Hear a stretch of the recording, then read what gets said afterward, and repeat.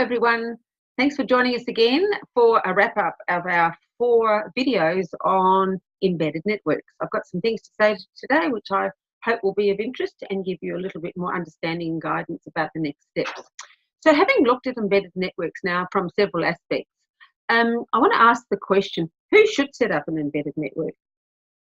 And also, why would you set up an embedded network? We did address these issues, but I think it's important to look at them again. However, before asking or answering that question, if you haven't seen the 4 video interviews that we did, there are links below this video which will lead you to the interviews, and I'd recommend that you listen to them in order because they make more sense if you listen to them in order. Going back to the question, who should set up an embedded network? Generally, it's a site with more than 70 units.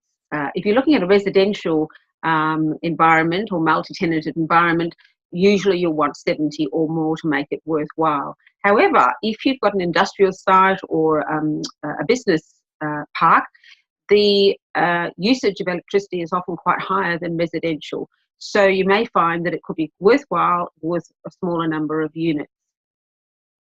Now, the other thing is that in most cases, an embedded network can be set up with minimal or no initial setup costs.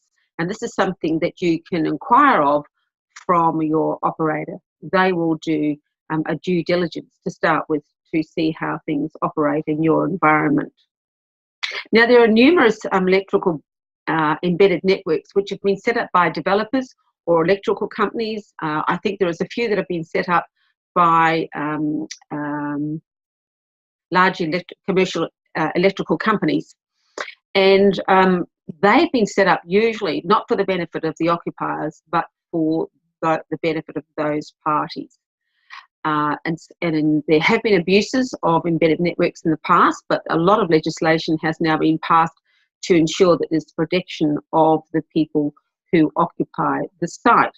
At the very least, you should be obtaining a discount on the amount that you pay for your usage.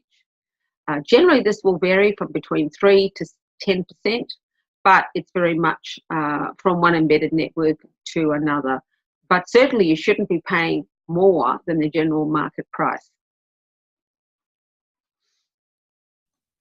Now, nationwide, certainly in Queensland, South Australia and New South Wales, embedded networks are administered by the National Energy Regulator. But in Victoria, it's the Essential Services Commission. Now, they have said in Victoria that the party which owns the embedded network is the party which owns the infrastructure.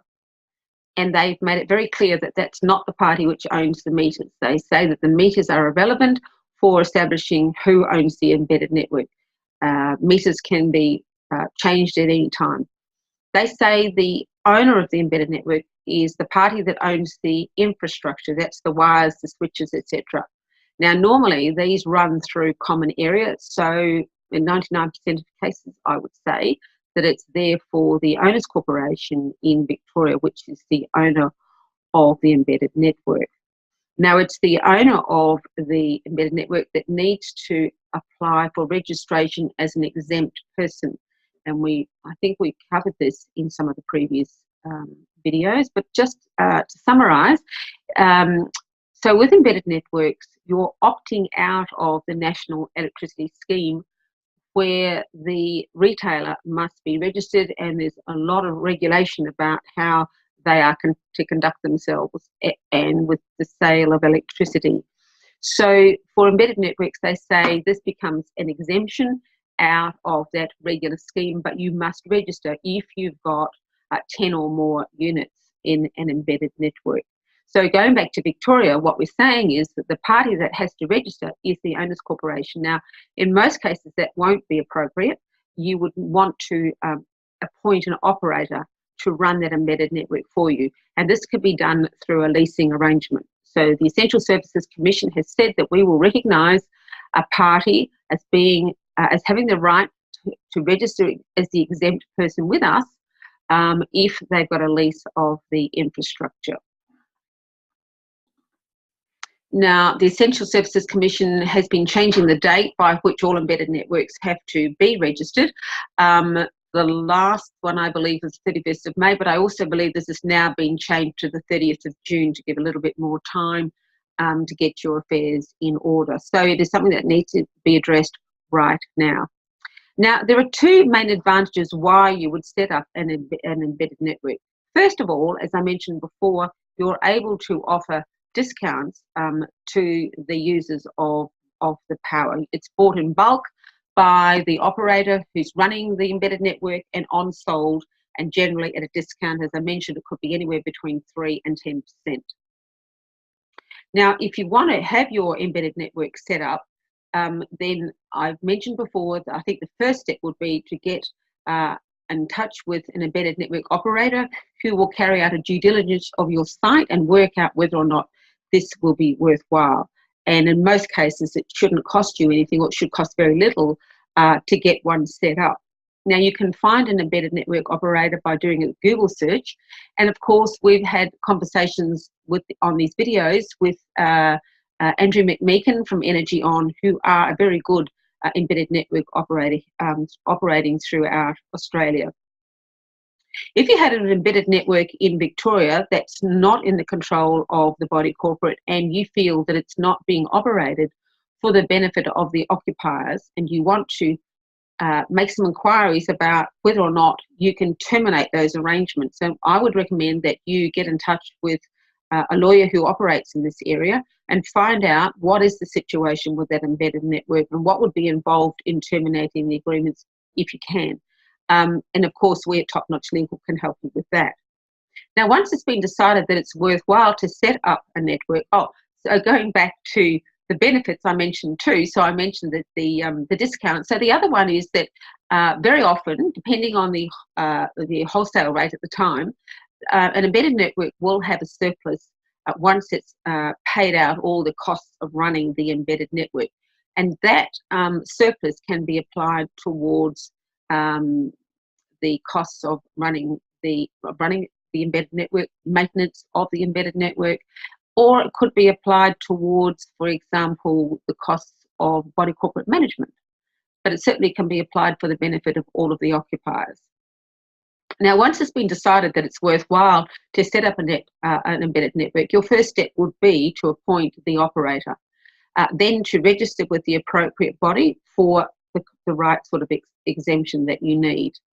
As I mentioned, it's the National Energy Regulator for New South Wales, Queensland and South Australia, and Central Services Commission in Victoria.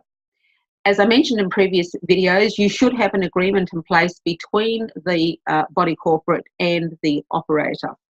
And I would recommend that if you're the body corporate watching this video and you've decided you want to take steps to set up an embedded network or change your arrangements, take charge, be bold, go get a lawyer who's experienced in this and get them to draw up an agreement which makes sure that the interests of the body corporate are taken care of.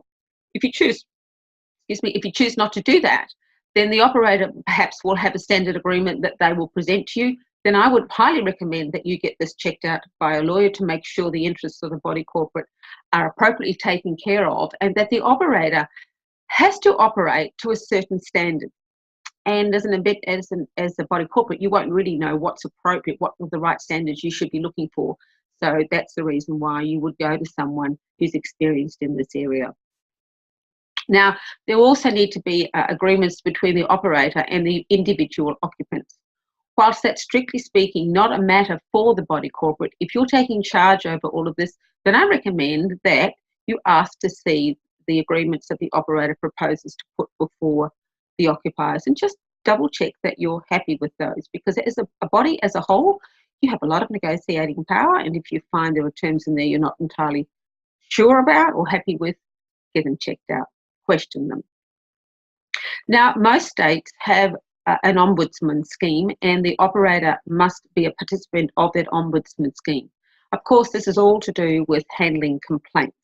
A good operator will handle complaints at the first instance, but if they can't be resolved, then ordinarily there should be another body, independent body like the Ombudsman, that people can take their complaints to. It varies from state to state. So again, get advice and get this checked out. In Victoria, it's recently been decided that the Energy and Water Ombudsman of Victoria is going to be the appropriate body handling complaints in this area, and has been set up to start operation by the 31st of July. So if you're an operator in Victoria, you've got to register with the Ombudsman, have that done by the 31st of July. Now, in conclusion, I would say that if you feel you might benefit from an embedded network, then contact an embedded network operator. As I may have mentioned, you can find one through a simple Google search, and Energy On would be a good start for you. Alternatively, if you had an embedded network and you've got concerns about how it's being operated, you're not sure whether you could get out of it, just check it out, go to a lawyer who practices in this area and get advice. So that's all we have for now on embedded networks. I want to thank you so much for listening. This is Top Notch Legal. We take care of business.